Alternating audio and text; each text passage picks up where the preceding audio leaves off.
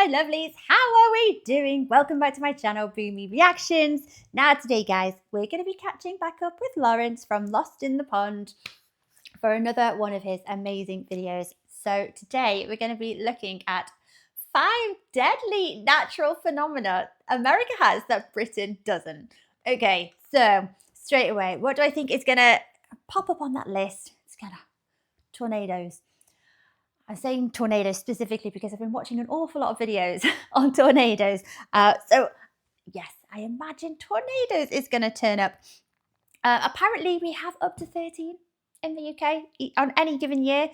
I think a lot of Brits would be very, very surprised by that because I don't think we notice them.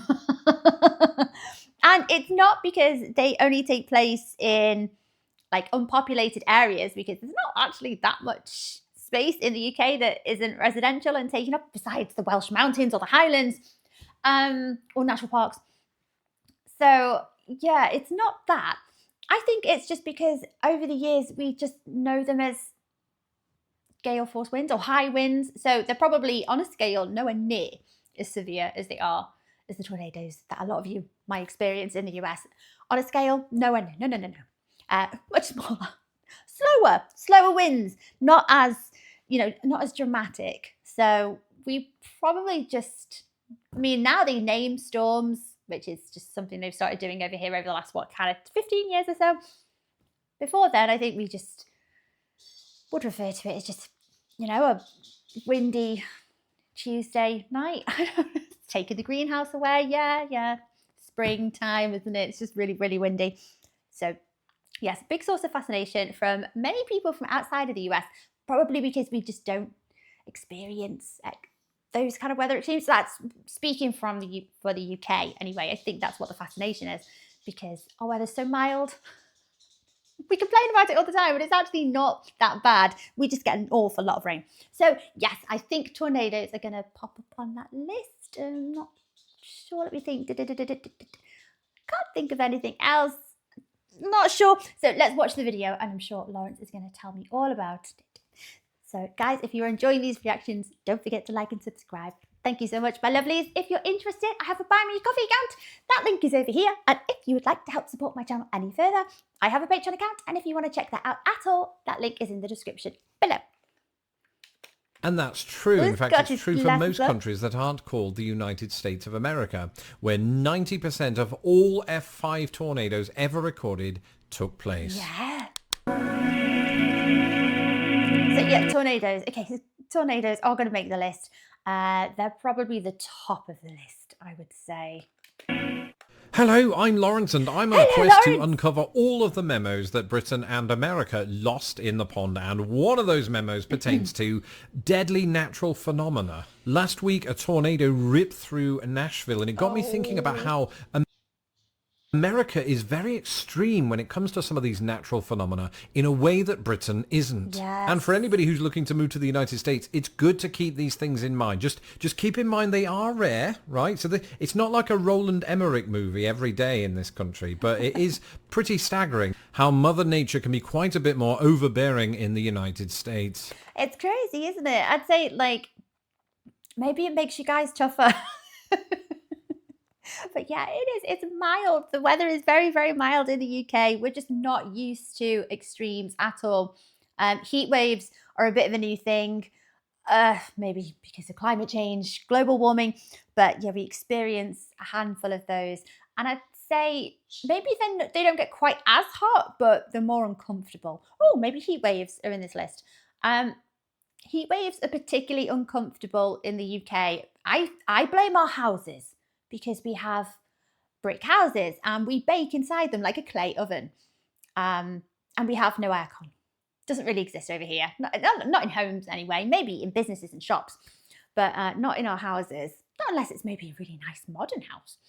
But yeah, the majority of us, now I'd say about 98% of Brits don't have air conditioning in the houses.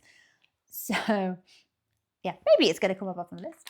And if you think this video is just going to be Laurence moaning about the snow again, you would be incorrect, because over half of the entries on this list are not even weather related. Well, actually one might be with a technicality. And so without further ado, let's take a look at 5 deadly natural phenomena that America has that Britain doesn't. Yes, earthquakes, and there is a reason that I specified magnitude 7, because Britain has never had one. In fact, the worst it's ever had was a 6.1 magnitude earthquake, and that didn't kill anybody. And it was actually outside of, the epicenter was outside of the UK. I've experienced one earthquake in my lifetime, and it wasn't a particularly big one. And I wasn't too far away from the epicenter. I'm sure the epicenter was in Birmingham, so I wasn't that far away from it. And do you know what it materialized as? This was in my university days. And it all this was me kind of lying in bed, not being woken up. I don't think anyway. I don't think I was woken up to it. I think I was already awake. And kind of realizing that my wardrobe was rattling a little bit and making a bit of a noise, and it spooked me, you know, obviously. I was like, oh, is that a rat or something? I don't know. And then literally every person in the UK, this is wild news.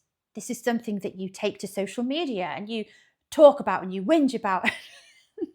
Everyone's excited about it because it was so mild. This was all that happened. It was like a little bit of shaking of furniture going on.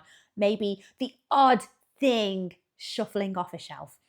A car alarm might have gone off somewhere in the distance, but it was so exciting that we spoke about it for like 2 years. So no, they don't really happen in the UK. Britain, that's sort of par for the course. Deaths as a result of an earthquake are incredibly rare. The only earthquake I remember living through in Britain was one that emanated from the Lincolnshire town of Market Raisin. And as I recall, the extent of the damage that day was a fallen patio set. Right. But magnitude 7 earthquakes or above are not just these sort of fictional events that are reserved for films like the imaginatively titled Earthquake. These have actually happened in American history. In fact, one happened just last year in California. I remember all of these famous people on social media posting pictures and videos of their swimming pools swaying from side to side and the dogs looking confused. And it's not really surprising that this happened in California, because California is sort of the capital of America's most deadly earthquakes. Indeed, the nation's most deadly earthquake occurred in 1906 in San Francisco. Was there an earthquake relatively, not relatively recently, but a major one? Was that Alaska? Did I completely make that up? Maybe ring a bell? When a frankly astonishing 3,000 people perished amid a 7.9 magnitude earthquake. Now, since that deadly earthquake in San Francisco, California has, of course, endured some terrible earthquakes in the century that has passed. It's also waiting, of course, for the so-called big one, which, you know, some people think is inevitable. Either way, once you get past all of these quakes and shakes, I am assured that California truly is the golden state. That just before we move on, what makes people say that they should expect a big earthquake sometime soon? Is it just like a natural kind of cyclic phenomena, or what's the reason behind that? That is once you've also got past these.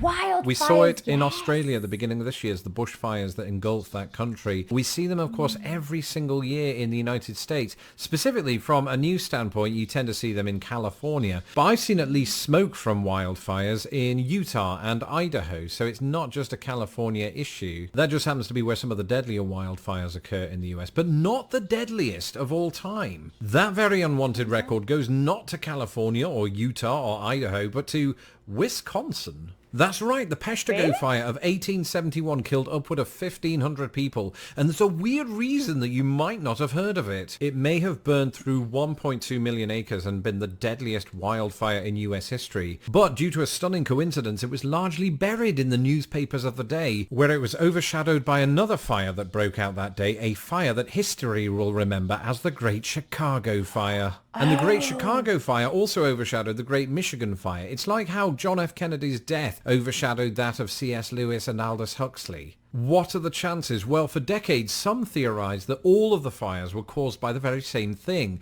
that being debris falling to Earth from a missing comet. But in recent times, scientists have ruined that theory by pointing out that actually, to the touch, comet debris is actually cold. And yeah, I was going to say, like, would it actually do that? I don't know. Where is Wisconsin? Okay, yeah, I thought so. So, not that I really know what I'm talking about, but if you were to make me guess where I think some of the major forest fires over the years have taken place, in which states, I would not have guessed Wisconsin. I don't generally associate with Wisconsin with being too hot. I maybe mistakenly assume that it's quite cool, quite colder. No, because it's one of the northern states.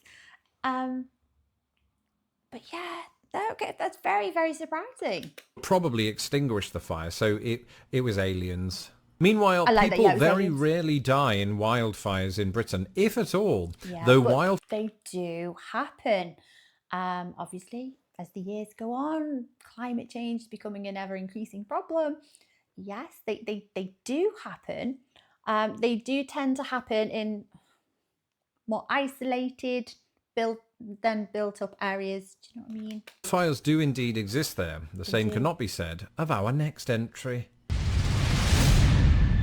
Volcanoes! Now we're getting into the kind of phenomena that I've not seen with my own eyes, unless you include 1997's Volcano or 1997's Dante's Peak. What are the chances that two very similar disaster movies would come out in the same year? Let's ask 1998's Armageddon and 1998's Deep Impact. But the truth of the matter is, volcano eruptions in the United States are not just works of fiction. No. You may recall recently that there was a volcano eruption in Hawaii, and don't get me started on Mount St. Helens. Actually do, because that represents the deadliest eruption in US history. In 1980, Mount St. Helens erupted, killing 57 people. And over the course of the next decade, it would see more and more eruptions. And this isn't surprising, because if you look at a map of the west coast of the United States, or just the west coast of the Americas in general, look at all those active volcanoes. That's where they sit. I blame Pangea for breaking up, because it's enough to put me off moving to the Pacific coast. And if one of those blows, not even Pierce Brosnan can help me. Well, I don't know. Be nice if you could. Yeah, it sounds like a band breaking up, doesn't it? I blame Pangea for breaking up. Like a 80s rock band. But yeah, there's definitely rhyme and reason to like where the volcanoes are all located and where they're clustered together. And yeah, definitely. Now, having looked at a map of all of the active volcanoes in the United States, here are all of the active volcanoes in Britain. That's right, there are precisely no active volcanoes in the entirety of Britain. I think our nearest one is it France or just outside of France? Yeah. So Britain is thankfully unlikely to match the death toll at Mount St. Helens. Unfortunately, our next entry far surpasses it. So to use language that you're more likely to hear in this, my adoptive country, Category 5 hurricanes are like totally the worst. Literally true, the deadliest natural disaster in American history was the Great Storm of 1900. Striking Galveston, Texas, it is believed to have killed between 6,000 and 12,000 Americans. But even back then, well, I would say even back then, that was catastrophic to populations. Like obviously, you know, places are a lot more populated now with higher populations, but back then that would have just been an absolute disaster. This was a Category 4 storm. The deadliest Category 5 storm was the Okeechobee storm of 1928, which killed 2,500 Americans and 1,600 others elsewhere. In recent times, you probably remember Hurricane Katrina, which was also a Category 5 storm, and of course led to thousands of fatalities in New Orleans and some of the surrounding areas and states as well. And if you're watching this from Britain, you might be thinking, what? We don't have hurricanes in Britain, and deadly ones ones at that. Well, the truth is people have died as a result of hurricanes in Britain, just not Category 5 hurricanes. And that's because in Britain there has never been a Category 5 hurricane on record. And that includes the most famous storm in living memory, that would be the Great Storm of 1987, which nonetheless did kill 18 people and 15 million trees. And all this after the weatherman Michael Fish reported that there wasn't going to be a hurricane, so we weren't prepared. Thankfully, it happened at night, so most people were asleep in their soft beds. But imagine being that poor weatherman. I mean, they can only advise based on the information that's given to them. So, yes, everyone blames the poor weatherman. They're in the firing lines, aren't they? If they get a prediction wrong, you ruined your weekend. It's ruined your weekend. Get away, your holiday. That's it. You're going to blame the weatherman. My sympathies. Same can't be said for the trees, which ironically did provide material for some of the bed frames. No, in Britain, hurricanes are sort of rare. We usually get what they refer to as the tail end of the hurricane. And speaking of tails... Thankfully, unless you include 1996's Twister, I've never seen a tornado with my own eyes, but if I did, I'd absolutely myself. At this point in my life, perhaps it's just luck that I haven't seen one, because to say that we don't have them in Britain would be a complete lie. Tornadoes are actually quite numerous in the British Isles, but there's a big difference between the tornadoes that we get in Britain and the tornadoes that we get in the United States of America. Definitely. Firstly, the UK has not recorded a tornado-related fatality since 1931, and before the 20th century you'd have to go back to 1558 and then 1091.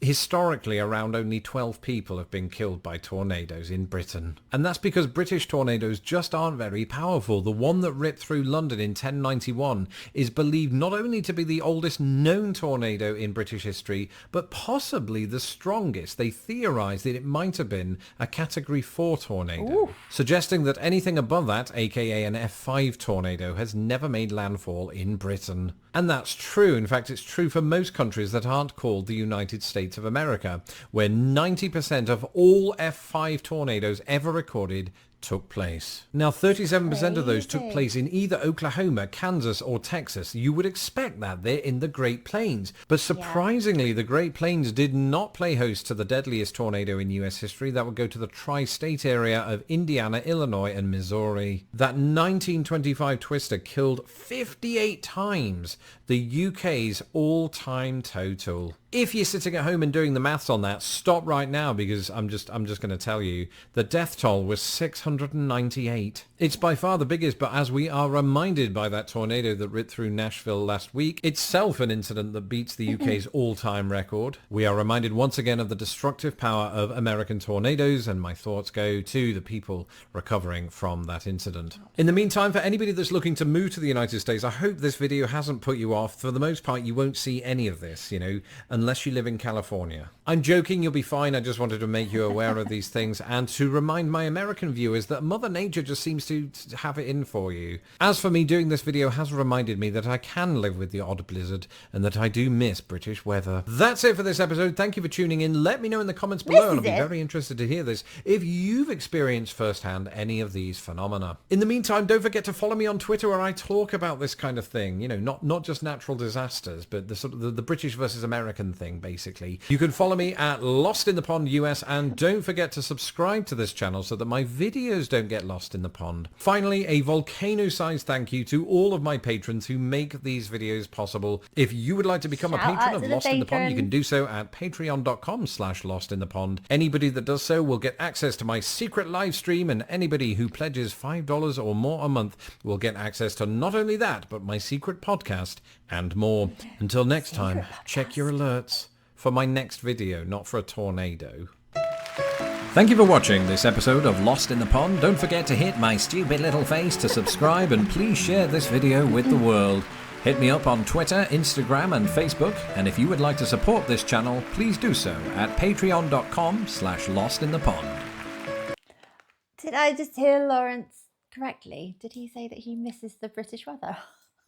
Really? I mean, yes, okay, I appreciate it's mild, but can you really miss rain? Really? Sure. Forgo the sun, say goodbye to it. You'll only see it for 3 days a year. Everything will just be grey. But yes, significantly milder weather. We just don't get the extremes. So I think it's kind of hard to imagine what life looks like. You know, I know those weather extremes don't happen very often, but the idea of them is actually terrifying. It would actually give me nightmares. I couldn't. I'm a bit of a worrier, so I don't think I could sleep easy knowing that that very well could happen. But life is full of ifs, isn't it, guys? Anyway, okay, so more kind of, yeah, natural disaster type, well, not just disasters, natural phenomenas that take place in the US here. Yeah, volcanoes, of course. I love volcanoes. I think they're so, so interesting. I love studying them at school. I'm a bit of a nerd. And hurricanes, yes, yep. And earthquakes, absolutely. Like I say, we do get the odd earthquake. I think if you were to look into it, we probably get a few a year, but none that are significant enough to even feel most of the time. As much as I think Brits would be very excited to have a minor earthquake, like one of the more recent ones I described earlier. Just gives us something to talk about, and it's still weather related, kind of. It's our favourite topic of conversation. Guys, I hope you enjoyed watching along with me. Take care of yourselves, and I will see you next time. Bye bye.